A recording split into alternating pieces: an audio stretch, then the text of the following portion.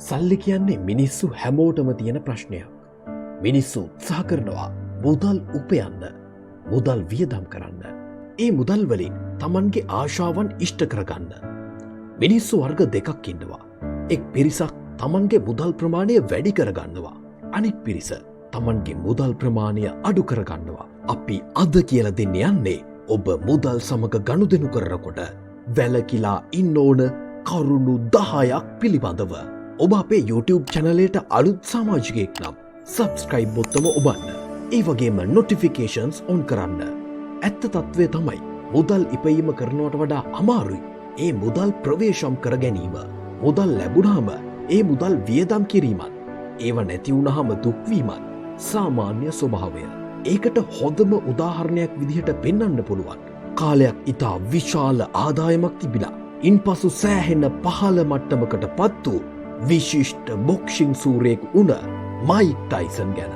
ඔහු රුපියල් මිලියන 300ක පමණ ආදායමක් තිබ්බ පුද්ගලයෙක්. අවසානයේ බැංකු වංචාවක් නිසා රුපියල් මිලියන 20ක තරම් අඩු මුදලක් ඔහුට ඉතිරි වෙනවා. නමුත් ඔහු ප්‍රකාශ කළේ එය තමන්ගේ වැරැද්දක් නොවන බවයි. දැන් අපි බලමු ඔබ වැළකිය යුතු ක්‍රියාමාර්ග 10 මොනවද කියලා. අංක 1. මුදල් සිගරට් සහ මත්ද්‍රව්‍ය වෙනුවෙන් වියදම් කිරීම.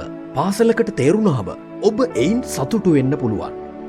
නමුත් ඇත්ත තත්ත්වය දකිනකොට ඔබට දුක හිතෙන්නත් පුළුවන්. ඔබ සතියකට හෝ මාසයකට කොතරම් සිගරට් ප්‍රමාණයක් භාවිතා කරනවද කියලා කෙනෙක්ගෙන් ඇහුවොත් එය ඔහුගේ මූල්‍ය තත්ත්වයෙන් විශාල ප්‍රමාණයක්. සිගරට් පැකට්ටුවක මිල $9.08ක්. බොහොමයක් දුම්බොන්නන් දවසකට සිගරට් පැකට් එකක් පානය කරනවා. සතියකට ගාන් හැදුවොත් එය $69.5. එසේත් නැතිනම් වසරකට $3,330.5. ඒ මුදලින් ඔබට දේපල බදු ප්‍රමාණය ගෙවන්න පුළුවන්. එසේත් නැතිනම් සති 2ක පිටරට සංචාරයක නිරත වෙන්නත් පුළුවන්. මේ සියල්ලම නැති වෙනවා ඔබ අධික ලෙස දුම්පානයෙන් ඔබේ මුදල් වියදම් කරගත්තොත්. එය ඔබේ මනසටත් ලොකු පීඩාවක්. එය ඔබේ දීර්ඝකාලීන සෞඛ්‍යයට සහ ඔබේ ආදායමට විශාල බලපෑමක් ඇති කරනවා. ඒ නිසා පුළුවන් තරම් දුම්පානයෙන් වැළකෙන්න උත්සාහ කරන්න. දෙවනි වැරැද්ද උපයනවාට වඩා වියදම් කිරීම. මෙය බොහෝ විට සිද්ධ කරන්නේ තරුණ පරම්පරාවයි. පළමු වර ස්ථාවර ආදායමක් ලැබුණ ගමන් ඔවුන් සිද්ධ කරන්නේ අලුත් කාර් එකක් ගන්න හදන එක, අලුත් නිවසක් හදන එක, පළමු පන්තියේ ගුවන් ටිකට් පතකින් විදේශගත වෙනවා වගේ දේවල්. නමුත් ඔබට ඉදිරියේ ජීවත්වීමට අවශ්‍ය ඉතිරි කිරීමක් සිදු කරන්නේ නැහැ. මෙහිදී ඔබ දිගින් දිගටම ණයපත් යොදා ගැනීම හරහා ඔබේ මට්ටම පහළ තත්වයකට වැටෙනවා. ණයපත් මගින් යම්කිසි කාලයක් ඔබේ ජීවිතය ගෙවා දමන්න හැකියාව ලැබුණා. ඔබේ දිවියේ කටයුතු කරගෙන යාමට එය දිගින් දිගටම ගැලපෙන කටයුත්තක් නෙමේ. ඔබේ ආදායමට වඩා වියදම වැඩිවීම තුළින් අවසානයේ ඔබේ දේපලවලින්ද ගෙවීමට සිදුවිය හැකි. මිනිසුන් විසින් අනිත් මිනිසුන්ව පොළඹවා ගැනීම මත භෞතික දේවල් පිළිබඳව වැඩි කැමැත්තක් දැක්වීම සිදු කරනවා. ඒක බොහොම මෝඩ සිතුවිල්ලක්. ජේම්ස් ග්‍රෑම්ස් ප්‍රකාශ කරන ආකාරයට අපි අපිට අනවශ්‍ය දේවල් මිලදී ගන්නවා අපිට මුදල් නැති වුණත්. මොකද අපිට ඇතැම් පුද්ගලයන්ගේ සිත් දිනා ගැනීමට අවශ්‍ය නිසා. මෙය බොහෝ දෙනෙක්ට පොදු දෙයක්. මේ නිසා ප්‍රමාදවීම් පිළිබඳව පසුතැවිලි නොවන්න. ඒ වගේම අනිත් මිනිස්සු සතුටු කිරීමට, අනිත් මිනිසුන්ගේ සිත දිනා ගැනීමට අනවශ්‍ය වශයෙන් උත්සාහ නොකරන්න. සමාජ මාධ්‍ය ජාලා කියන්නේත් විශාල වශයෙන් මුදල් වියදම් වන ජාලයක්. විශාල මුදල් ප්‍රමාණයක් වියදම් කරනවා තමන් පොහොසත්යයි කියලා පෙන්වන්න. මුලින්ම තමා ලැබූ කුඩා ජයග්‍රහණයක් විශාල වශයෙන් ඉදිරිපත් කර පෙන්වා අවසානයේ නැවතත් එම තත්ත්වය ඇතිකර ගැනීමට නොහැකි වූ විට ඔවුන් කඩාවැටීමකට සහ දැඩි මානසික පීඩනයකට ලක්වීම සිද්ධ වෙනවා. සිත දිනා ගැනීම පඩිපෙළක් වගේ. එය අඩුවීමක් සහ වැඩිවීමක් දක්නට ලැබෙනවා. ඔබේ ආදායම $3,000ක් නම් ඔබ $2,000කට තියෙන පරිගණකයක් මිලදී ගැනීමට නොයන්න.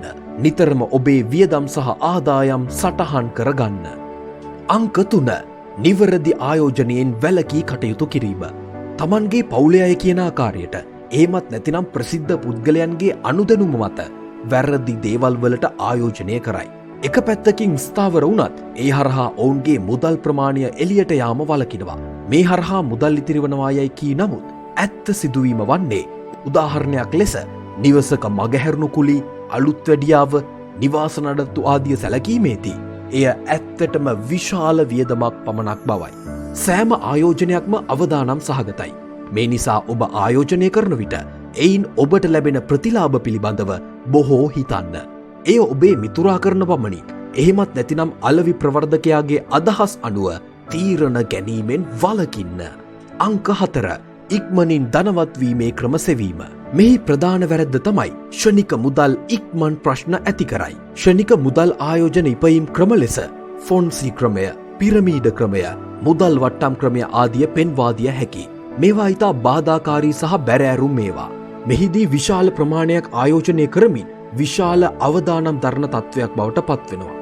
ඔබට අවුරුදු 20කින් ඩොලර් ලක්ෂ 2ක් ඉපයීමට හැකි.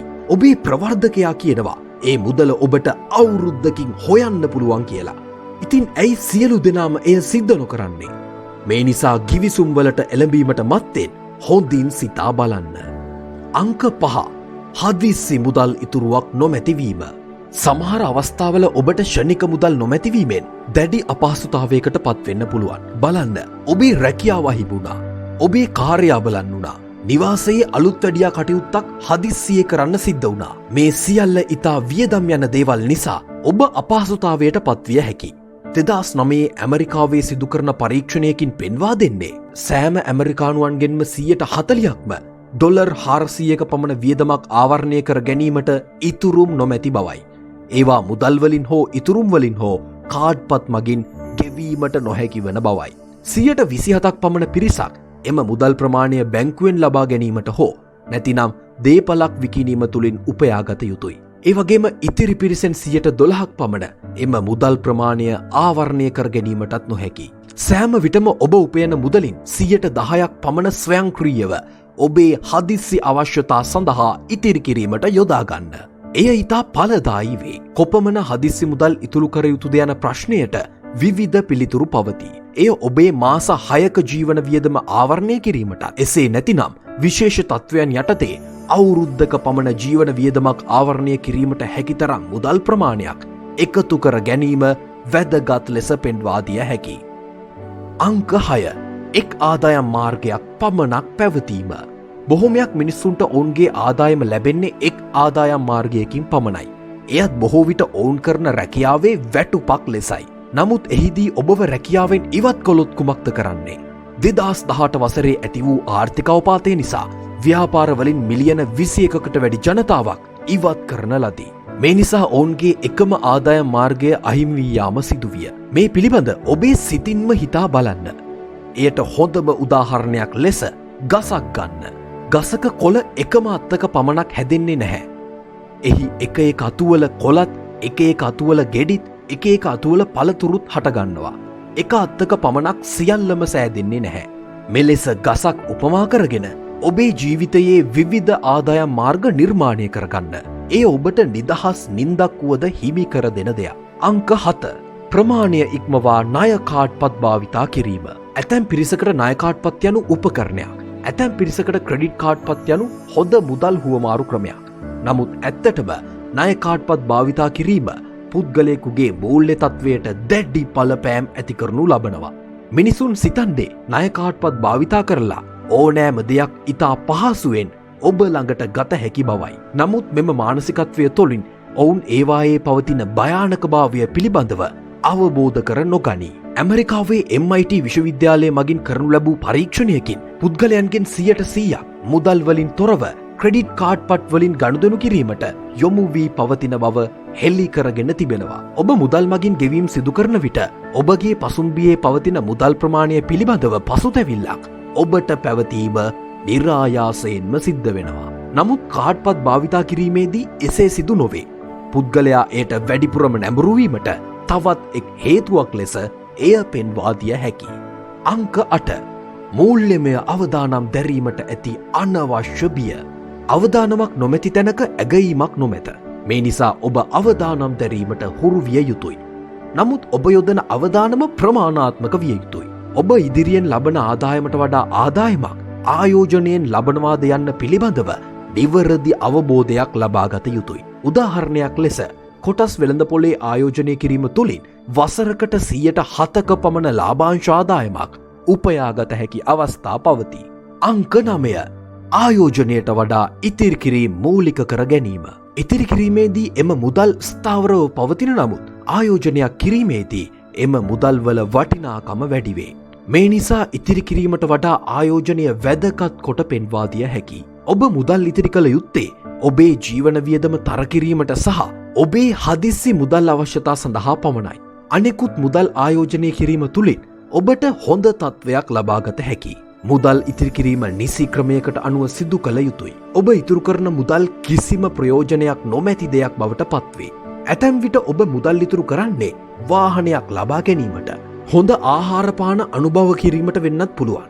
නමුත් එම මුදල ඔබට හොඳ ආයෝජනයක් මගින් පහසුවෙන් උපයාගත හැකි. කොටස්, දේපල, ව්‍යාපාරවල යෙදීම ආදිය මගින් ඔබේ ආදායම ඉහළ යන අතර ඒවා කිසිවිටක පහළ වටිනාකම් ඇති නොකරයි.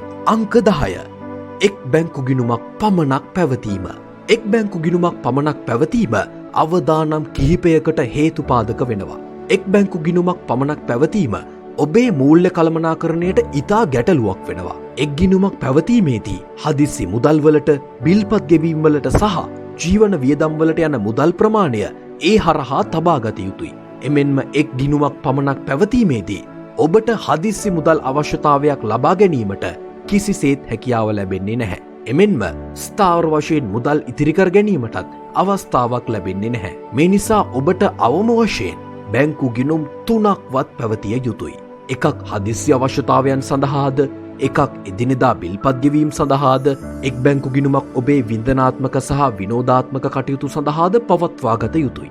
ඔබට තවත් පියවරක් ඉදිරියට තැබීමට අවශ්‍ය නම් භාවිතයට නොගන්නා බැංකු ගිණුමක් පවත්වාගෙන යන්න.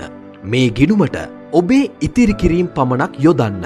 මේ හරහා ඔබට ජීවිතයේ හොඳ මූල්‍ය කළමනාකරණයක් ලබාගෙන සාර්ථකත්වයට පත්වීම ඉතා පහසු විය හැකි. අපිව නැරඹුවාට බොහොමත්ම ස්තුතියි. ඔබ මේ වීඩියෝ එකට කැමති නම් පහත තිබෙන ලයික් බටන් එක ක්ලික් කරන්න. නිරන්තරයෙන්ම අප සමග රැඳී සිටින්න.